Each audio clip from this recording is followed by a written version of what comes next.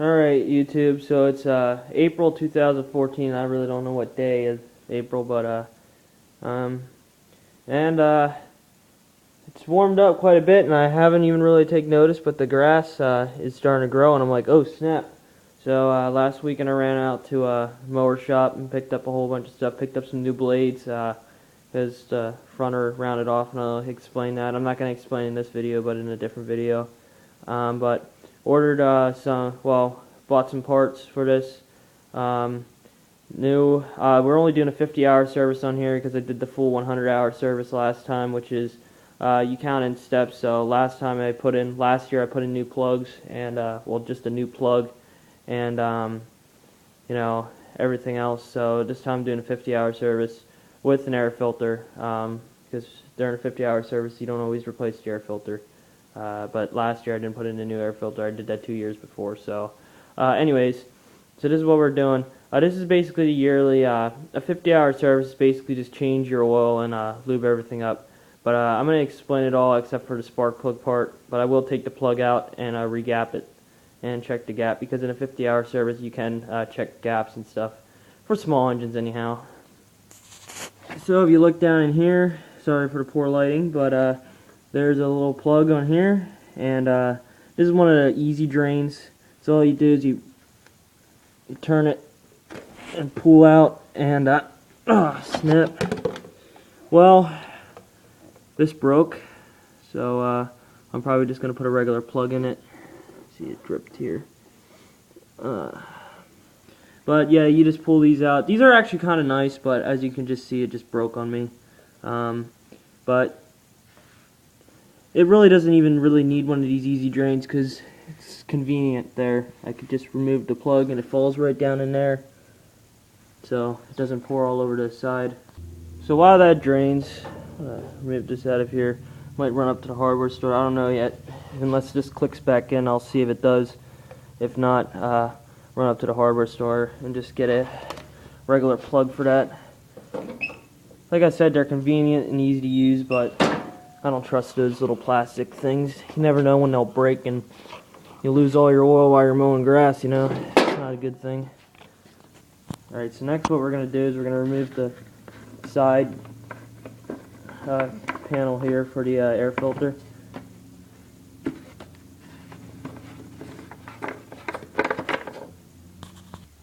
So here's the filter.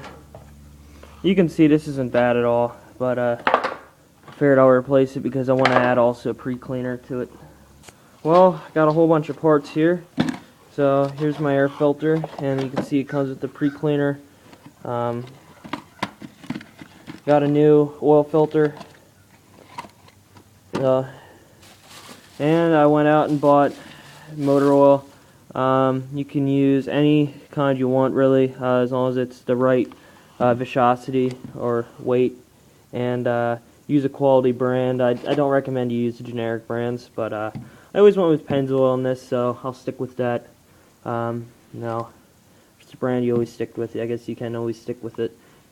You know, it's small engines, they're not too picky, but especially with the pressure lubricated systems and stuff, you always got to change your oil filter and stuff.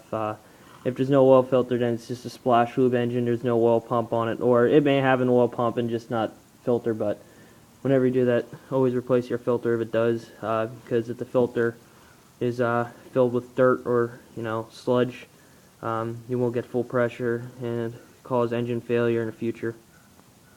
So here's the filter here, and this comes with the pre-cleaner, but this one's slightly different than the other one, which is okay. And I know they changed this around. Kohler changed it around. They got rid of that little ridge on the top there, and they just put the seal going right across here.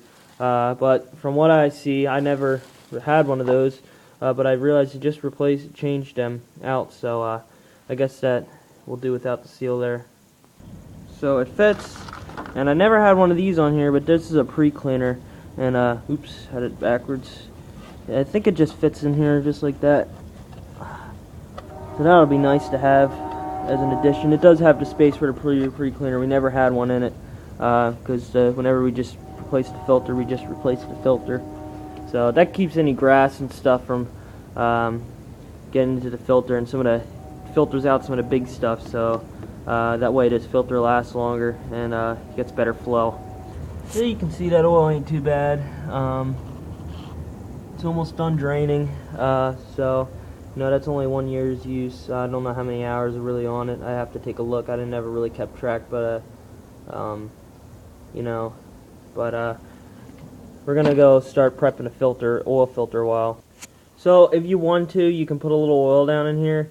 Other than that, if you don't put oil down in here, pull your plug, make sure your battery's good, of course, and crank it over a little bit. Even if you take, don't even just unplug the spark plug, that way you're not pulling so much load on the starter. If we'll do that, we'll leave the plug out because I'm going to check the gap of the plug while I crank this over and stuff and make sure I'm repriming the oil pump and stuff. So what I'm going to do is I'm going to take a little bit of this oil here. I'm going to pour it down inside here. You still want to reprime it, and then what I'm going to do is I'm going to take my finger, dab inside the oil, make sure your finger's clean so you're not getting dirt in your oil, and I'm just going to rub it around that seal to lubricate that seal. And the old ones in here, if it's hard to get off, use an oil filter wrench. You can get them at your local hardware store usually. Channel locks work too. I don't have the money for every tool in the world, neither do you guys, and I don't have the size spark plug wrench. You can get them with the little cups in the sockets. I have a few of those, but none of them fit this. There's the old oil filter. As you can see, it's just filled with oil. So next what we're going to do is, like I said, I didn't do it yet, but we're going to prep this one and put it in. So it's filled up to about 3/4. Put a little on that seal around there. And like I said, you know what? This one you don't have to really worry about it because it's upside down, so the filter just screws on like that. But if it's side mower, like you have to mount it sideways, just pull the plug and crank it over for a while, because the oil pump still works even when the engine's not running, and it'll pump oil in there and prime everything up, and you'll be good to go. Just run it at idle when you start it, and only hand tighten it. Don't use your filter wrench. Alright, so the oil filter's installed. Put the plug back in, if it still works. If not, I gotta fix that. And then we'll just fill it up with oil. Always clean up spilled oil too. Usually I don't spill any at all, but the plug thing caught me by surprise. And then the air filter cover. Make sure you use a good clean oil funnel if you do use one. And always go with a little under a quart. And then for the bigger engines, some of the small engines only use a half a quart. Just if you're not sure how much it takes, go slowly. Give it a minute to rest, and then check it again. I'd say that's about right on. It's always hard to check oil when you first put it in, especially since they switched over to these cheap-ass plastic dipsticks. I should have probably mentioned this, but you should also make sure the mower is set level when you're changing your oil. Let's give it the first startup. Like I don't know if I said this yet. I'm not going to do the spark plug thing yet. Did prime the oil filter, but it'll take a few cranks either way to get it to go. So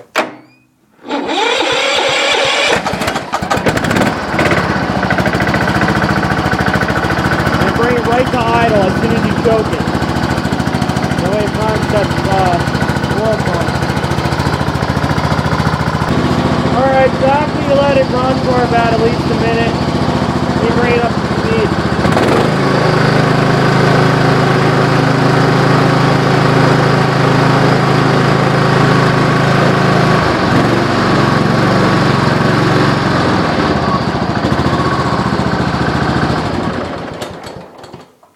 And she's all ready to mow. I just got to change the blades yet, but I want to pull that whole deck off, scrape that all out, and give it a sealer coat on the bottom. But I'll do that in another video, because looks like this weekend or next week sometime I gotta start mowing.